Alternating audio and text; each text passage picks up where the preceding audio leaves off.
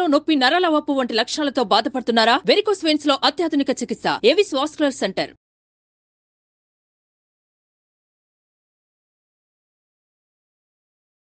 ఒక భార్య భర్త ఉన్నారట ఒక ఊళ్ళో. ఓ పుల్లమ్మ పుల్లయ్య అనుకుందాం. మీ అమ్మాయికి నచ్చుతాయా ఈ పేర్లు? ఖచ్చితంగా. సరే, పుల్లమ్మ పుల్లయ్య. ఈ పుల్లమ్మ కొద్దిగా అమాయకురాలు, కొంచెం, బాగా కాదు, తనకు కొన్ని తెలుసు, కొంత అర్థం కాదనమాట. సరే, అతను ఏం చేశాడట ఆ పుల్లయ్య ఒకరోజు ఏదో ఊరు వెళ్ళాల్సి వచ్చింది. ఊరు వెళ్ళాల్సి వచ్చి, ఏమే నేను ఊరు వెళ్ళాలి, రాత్రికి రాను, రేపు పొద్దుటికో రేపు మధ్యాహ్నానికి వస్తాను, తలుపు జాగ్రత్త అని చెప్పాడు. జాగ్రత్త అంటే సరే, తలుపు జాగ్రత్త. ఈవిడేం చేసింది, అన్నం వండుకు తింది. తర్వాత ఏమో కూర్చుని తలుపు కేసి చూస్తుంది. అలా చూస్తూ కూర్చుంది. తలుపు జాగ్రత్తగా చూడమన్నాడు భర్త, చూస్తోంది.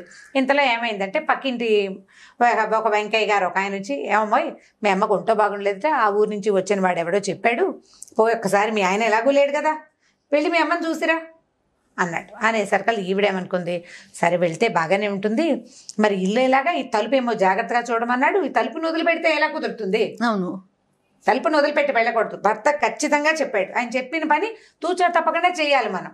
అందుకని ఏం చేసింది, జాగ్రత్తగా ఒక చిన్న గుంపం ఒకటి పట్టుకుని కాస్త అలాగా గోడను తవ్వి తలుపుని చేత్తో తీసుకుంది. ఊడబీకింది అనమాట, సింపుల్గా ఊడబీకి చంకలో పెట్టుకుంది. ఇప్పుడు పాతకాలపు ఇల్లు అంటే పెద్ద ఇల్లు కాదు కదా, సుమారైన గుడిసెలు, పెద్ద తలుపు కాదు, ఒక మాదిరి తలుపు, ఒక మనిషి ఒక మాదిరిగా మోయగలరు దాన్ని. ఈ తలుపుని సంకలో పెట్టుకుని నడవటం మొదలుపెట్టింది. మొదలుపెట్టాక ఏమైంది, ఆ వెళ్తుంటే ఒక్కతే వెళ్ళిన అలవాటు అమ్మాయికి లేదు పాపం. ఎవరితోటైనా వెళ్ళే దారి వేగ్గా తెలుసు తనకి. కాకపోతే ఈ ఒక్కతే వెళ్ళేసరికి అలా పైకి ఈ తలుపు జాగ్రత్త, ఈ తలుపుని సెన్సేపు తలుపు జారిపోతుంటుంది, దాని పైకి చంకలోకి ఎగ తీసుకోవాలి. ఈ గోళ్ళ పడి ఎక్కడో 2 మలుపులు దాటేసింది పక్కకి. దాటేసరికి చీకటి పడిపోయింది, తెలిసిన దారిలాగా కనపడలే. ఇప్పుడు రాత్రిపూట లైట్లు ఉండవు, ఊళ్ళకి మధ్యలో ఏమో అడవులు లాంటివి, చిన్న చిట్టడవులు లాంటివి ఉంటాయి, ఎంతో కొంత చెట్లు తోపులు ఉంటాయి, నెరాబాగా ఇప్పుడు రోడ్లలాగా ఉండవు కదా, అది లేదు. ఇప్పుడు ఏం చేయాలి బాగా ఆలోచించి, సరేలే చీకటి పడింది, ఎలాగూను సాయంకాలం వాళ్ళు ఏమో పట్ల 5:30, 6 గంటలకు అన్నాలు తినేసేవాళ్ళు. అన్నం తినేసాం, ఏ చెట్టో ఎక్కి పడుకుంటే తెల్లారేసరికి, తెల్లారంటే ఇప్పుడు మన ఊళ్ళల్లో తెల్లారటం మనకు 6:30 అయితే కానీ తెల్లారదు. పాతకాలపు ఊళ్ళల్లో 3:30 నుంచి తెల్లారిపోయేది, వేగి చుక్క కనపడంగానే తెల్లవారిపోతుంది. మెల్లిగా దారి వెతుక్కుని వెళ్ళొచ్చు అని చెప్పి ఏం చేసింది, మెల్లిగా ఒక నిద్రగన్నేరు చెట్టు చూసుకుని, కాస్త పెద్దగా వెడల్పుగా ఉంటుందన్నమాట. ఎలాగో ఈ తలుపు ఉందిగా, చేతులు దీన్ని కింద పెడితే ఎవరైనా పట్టుకుపోతాయి, అందుకని దీన్ని ఎక్కించింది ముందు చెట్టు. ఎక్కించి తను కూడా అలాగా చెట్టు ఎక్కి కూర్చుంది. కాస్త వెడల్పుగా ఉన్న కొమ్మ మీద తను పడుకుని, కాస్త ఏటవాలుగా ఉన్న 2 కొమ్మల మీద తలుపు పెట్టింది, నిద్ర పట్టేసింది. ఇటు పల్లెటూరు వాళ్ళు కదా, ఇక్కడ నుంచి ఇక్కడ దాకా గాజులు ఉంటాయి, మరి పల్లెటూళ్ళలో వేసుకుంటారు.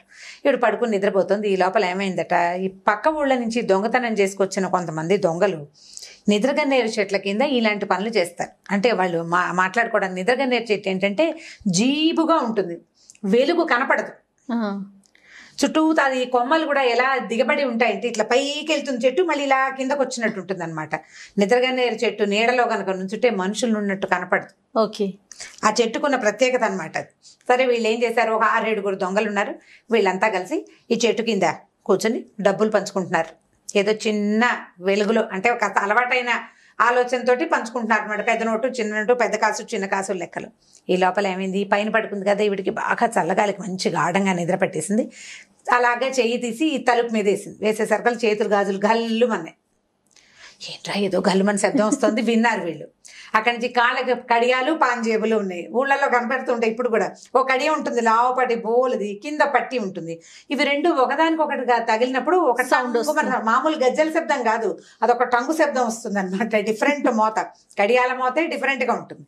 ఇది ఒక టంగు, ఈ గల్లు 2 వినిపించినాయి. ఈ లోపల ఏమైంది, వీడికి కాస్త గాలికి మెలకు వచ్చి, నిద్రలో మనుషులు ఎలా ఆవలిస్తారు అంటే సంస్కృతిగా నాగరికంగా ఆవలించరు, అని పెద్దగా నోరు తెరిచి ఆవలించింది. ఆవలింత, గాజులు, కడియాలు, ఈ మూతలన్నిటితోటి ఏదో దయ్యం రోయ్, మనమేమో చేరింది నిద్రగన్నేరు చెట్టు, ఏదో ఉంది పైన వీళ్ళు బెదిరే లోపల ఏమైంది, ఈ అమ్మాయి మంచి ఆవలింత తీసింది, గబుక్కుని పక్కకి తిరిగి పడుకోపోయింది.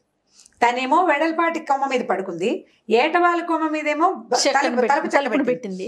ఈ చెయ్యి దానికి తగిలేసరికల్లా ఆ చెక్క కాస్త బోర్లబడి కిందకు వచ్చేసింది, ఢామని పడిపోయింది కిందకి. పడంగానే ఏదో పడింది, చచ్చానరా దేవుడా అని ఈ దొంగలు కాస్త తలా ఒక దిక్కుకి పారిపోయారు. వాళ్ళు తెచ్చిన మూట ఈ తలుపు చెక్క కింద ఉండిపోయింది. ఆవిడకి మెలకు రాలేదు, చల్లగాలి నిద్రతోటి. సరే, తెల్లారేసరికి మెలకు వచ్చింది, 3:30కో 4కో చూసుకుంది. తలుపు చెక్కేది, అమ్మయ్యో ఎవరో పట్టుపోయారనుకుని గబగబా చెట్టు దిగింది. చూస్తే కింద ఉంది చెక్క.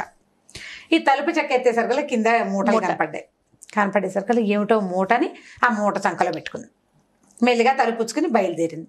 ఈ వెళ్ళగా ఏమైంది, తెల్లవారే టైంకి ఆ అమ్మాయికి భర్త ఎదురొచ్చాడు. ఆయన వచ్చేస్తున్నాడు, పని అయిపోయింది, పొద్దునే వస్తానని చెప్పాడు కదా, పొద్దున మధ్యాహ్నం వస్తానన్నాడు. ఇదేమిటే ఇదే వచ్చావు, ఈ తలుపు ఏమిటంటే నువ్వే కదా చెయ్యా తలుపు జాగ్రత్తగా చూడమన్నా అంటే, నీ బొందా నేను చూడమన్నది అది కాదు, తలుపు జాగ్రత్తగా వేసుకోమన్నాను, నువ్వు ఆ మాట చెప్పలేదంటుంది ఈవిడ. నువ్వు చెప్పలేదు కదా, జాగ్రత్త నాకు, అందుకని చేత్తో పుచ్చుకొచ్చాను. సరే ఈ మూట ఏమిటంటే, ఈ మూట ఇక్కడ దొరికింది, తలుపుకి కింద కనిపించిందని చెప్పింది. చెప్పేసరికల్లా వీళ్ళు ఏమనుకున్నారు, ఇప్పుడు ఇంత బంగారపు వస్తువులు ఉన్న మూట ఊరు పట్టుకెళ్తే ఎట్లా, ఆ ఊరేమో పల్లెటూరు. సరే పక్కనున్న జమీందారు గారి ఇంట్లో అప్పచెప్పుదామని చెప్పేసి ఈ తలుపు చెక్కని నెత్తి మీద పెట్టుకున్నారు భర్త గారు.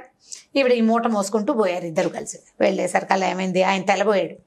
ఈ తలుపు మోసుకురావటం ఏమిటి, ఇవేం తెలివితేటలు, మన ఊళ్ళలో ఆడాళ్ళకి ఇంతంత తెలివితేటలు ఉంటున్నాయని వాళ్ళందరూ నవ్వారు. ఈ మూట చూసేసరికల్లా సరే గోడ తీస్తే బోలెడని నగలు దాంట్లో. అక్కడి నుంచి చిన్న మూటలతోటి చాలా డబ్బులు కూడా కనపడ్డాయి. అంటే ఎవరో వ్యాపారస్తుడు అయి ఉండాలి. అంటే ఈ రోజుకి ఈ లెక్క అని లెక్కలు రాసి పెట్టుకుంటారు. తర్వాత తనఖా వ్యాపారులు ఉంటారు, ఆ రోజుకి వచ్చిన వస్తువును మూట కట్టి రసీదులు పెట్టుకుంటారు, ప్లాండ్ గా పెడతారు కదా.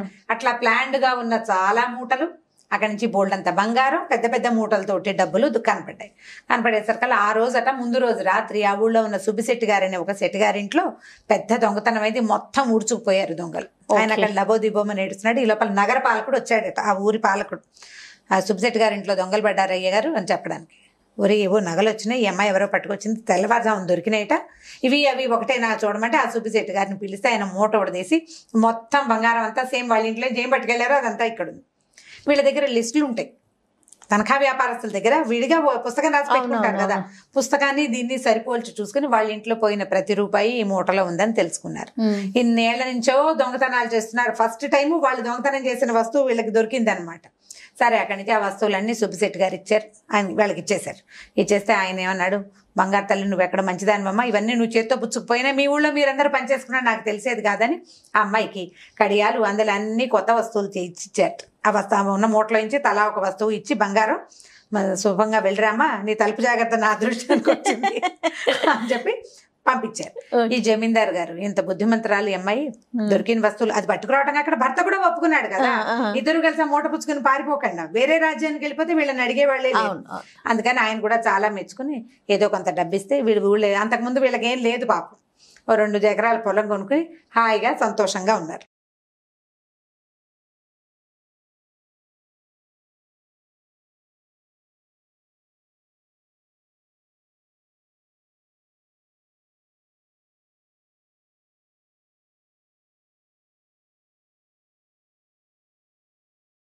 సుమన్ టీవీలో మీ పర్సనల్ అండ్ బిజినెస్ ప్రమోషన్స్ కోసం కింది నెంబర్కి కాంటాక్ట్ చేయండి.